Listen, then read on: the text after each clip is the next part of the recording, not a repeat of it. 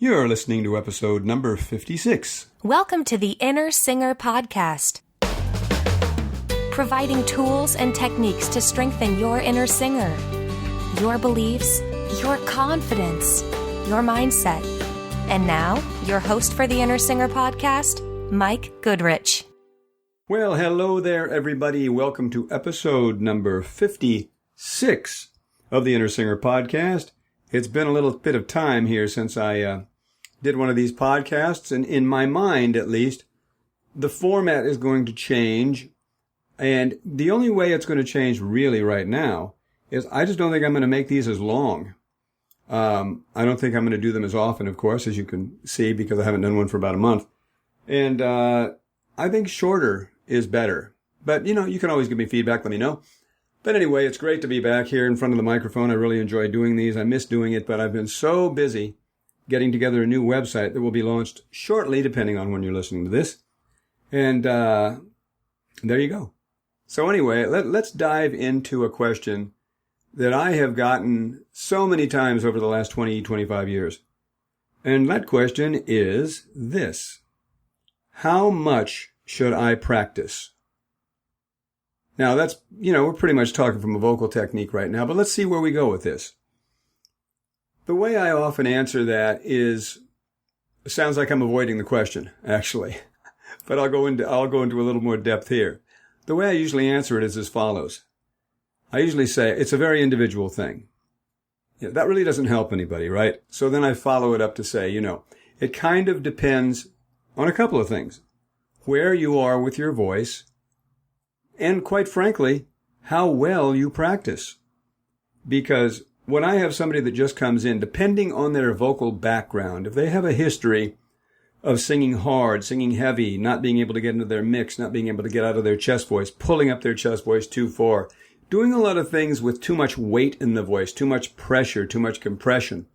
If I have somebody like that, and I manage to get them in pretty well during the first lesson, it's not often that I just say, well, go off and do whatever you want.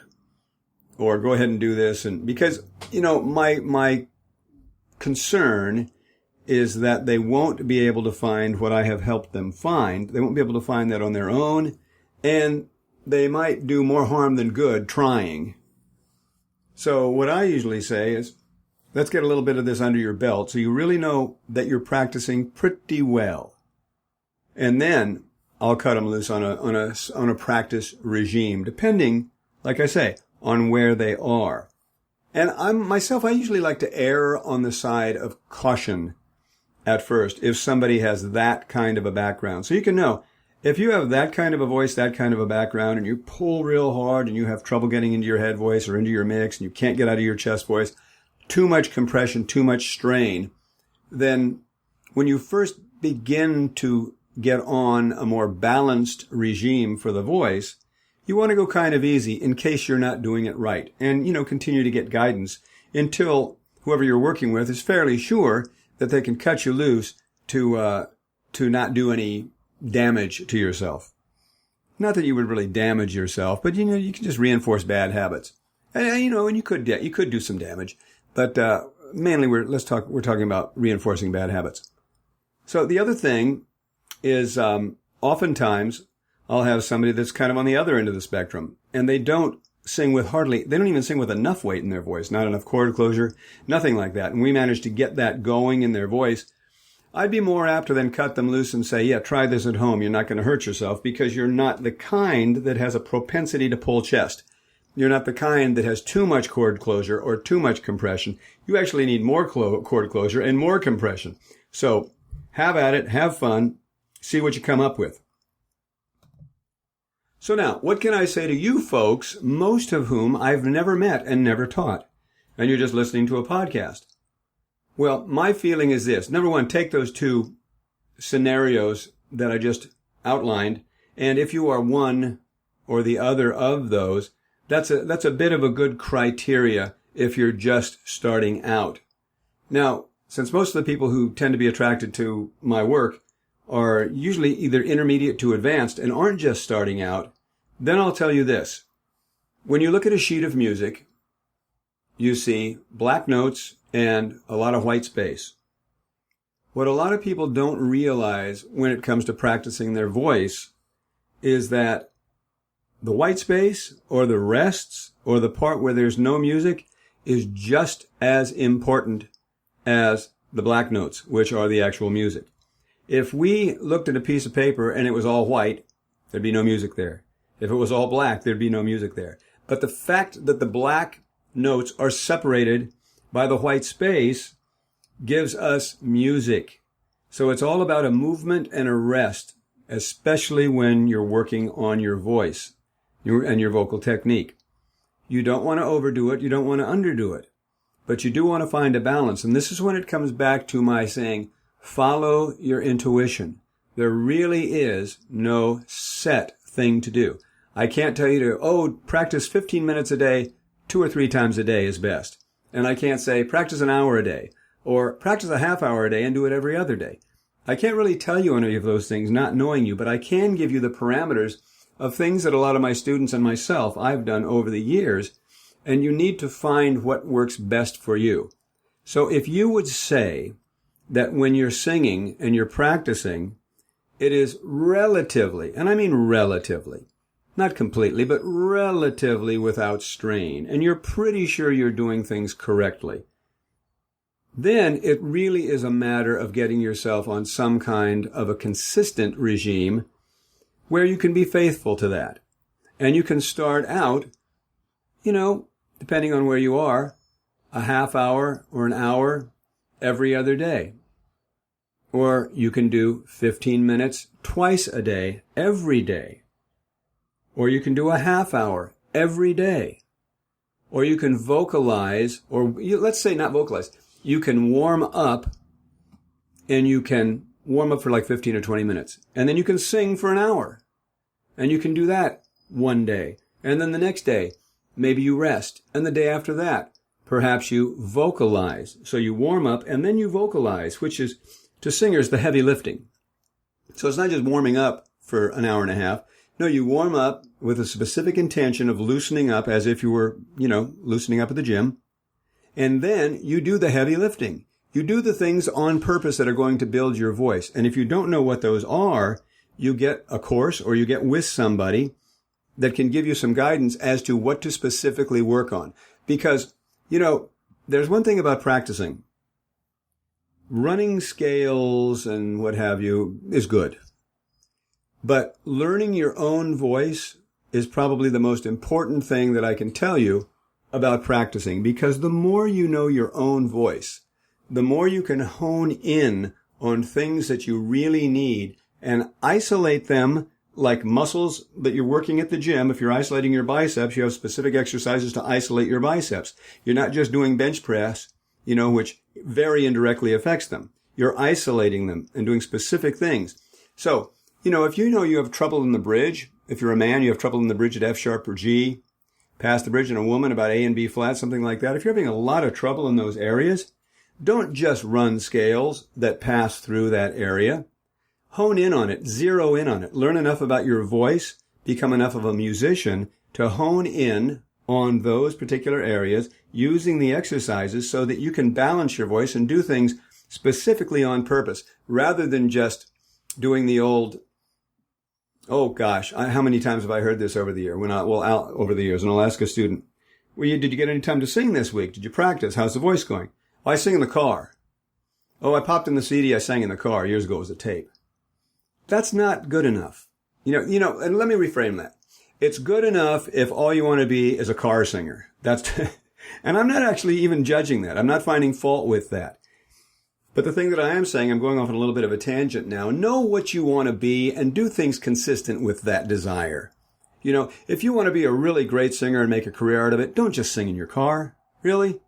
But if you just are singing for a hobby and you're having fun, go ahead, sing in your car, whatever. I don't advocate singing in your car because I don't think it's safe. So I have to make that disclaimer. I'm not recommending you sing in your car. I just have a lot of people that actually do sing in their car. And if you want to just be a hobbyist, that's fine. Totally fine, right? I don't judge that at all. You can do what you want to do with your voice. But if you want to be a professional singer and you want to play in the big leagues, singing in your car is not going to cut it. And even running over a CD that your teacher made for you is not going to cut it. You have to learn your voice well enough to isolate parts of your voice with certain exercises that are designed to specifically build those parts. And you have to be really strategic and really smart about it. And then as far as how much you should practice, you then, once you're into this, you follow your own intuition and you listen and you feel. Your voice will always guide you. If you feel vocally tired on any particular given day, and that's like supposed to be a big day, take the day off. Do your inner work. Do your visualizations in terms of your mental rehearsals. Do some of the exercises that I've outlined before. I've got an Inner Singer program coming out very, very soon that'll give a lot of exercises and really cool things you can do that will expedite your singing progress without actually even singing more. I even have some videos that I've made that some people have access to. But anyway, there are a lot of things you can do, but the main thing is follow your intuition, listen to your voice. Don't actually let anybody tell you how much to practice. I'm saying this. I mean, even if you have a teacher and say, you should practice an hour a day. No, maybe not. That may not be your voice. That may not be your temperament. It may not be good for you even. And yet you may be one that can practice 2 hours a day and get away with it. So listen to your voice, follow your instincts, feel into what your voice feels like. I used to get warmed up every once in a while and sing for an hour, and all of a sudden my voice just felt great, and I'd sing for another 2 hours. I might do the same thing 2 or 3 days in a row, and then I might take a day or two off because I actually wanted to sing, but I could feel like, whoa, I feel like I've had a huge workout at the gym. I got to rest today, even if I didn't want to rest. So follow your intuition. Remember, the movement and the rest, the white spaces between the notes are equally as important as the notes, because if they weren't where they are, we wouldn't hear the music that we hear. So the main thing, follow your instincts, listen to your voice, feel your voice, get on some kind of a program that is consistent with what you want to do. Don't say one thing and do another, because you're going to have neurodissonance. You're going to feel bad about that. You're going to say, I want to be a great singer, but I only sing in my car. And that's just validating a wiring that is making you not actually put yourself in a position to intend to do this. If you really want to be a great singer, you can't just sing in your car. If you want to be a hobbyist, you can just sing when you want to and relax and enjoy it. But then if you are, give yourself that break. Be a hobbyist and have fun with that, and don't be so demanding on yourself. You're really only going to get in this. You're only going to get out of this what you put into it. But that doesn't mean I'm not a believer in this. This whole no pain, no gain thing. I'm not a believer in that. That's not what I teach. It's not the way I teach. So I'm not saying that. I don't want that to be misunderstood. But you are only going to get out what you put in, right? So if you want to be a hobbyist, be consistent with that. Be okay with that, and then don't judge yourself. Just have fun. But if you want to be a great singer, then design a plan that's consistent with that desire and that intention, and do it. And if you have trouble doing it, then if the wiring's pulling you back into the old habits and the old beliefs, which it could, we're not going to go into that right now because I've done a million podcasts on all that kind of thing. But check back in other podcasts that I've done. But that's a time when you need to do some inner work and you need to see, okay, what's going on? What am I listening to? What wiring, what patterning, what programming am I listening to that's drawing me back into, in a subconscious way, programming and behavior that's not supporting my current intention of being a great singer. And if you want to be a great singer and you find yourself just singing in your car, you have to know, and I'm just being honest with you, you are being tricked by your patterning and your wiring and your programming to think that that's okay and that's enough. And one of the most important things we can be is become onto ourselves, where we become onto our wiring. Say, oh my gosh, I see what I'm doing. And we become mindful of that. Not judgmental, just aware, mindful. And then that gives us the opportunity to shift. Anyway, this new format for me is, well, it's coming in under 15 minutes. So I'm going to sign off for now because I want to keep these shorter. I'll get more out to you more often if I keep them shorter. I know I spoke really fast today. I'm kind of on a roll. It's really hot, and I'm going to go get a glass of water. Anyway, all the best to you. I'll keep in touch, and I'll have one of these out for you again soon. Okay, thanks for being patient. Bye-bye. thank you for listening to the Inner Singer Podcast. And please share this with all of your singing friends. And head on over to iTunes and subscribe. And if you found it of value, give us a nice rating. Thanks so much.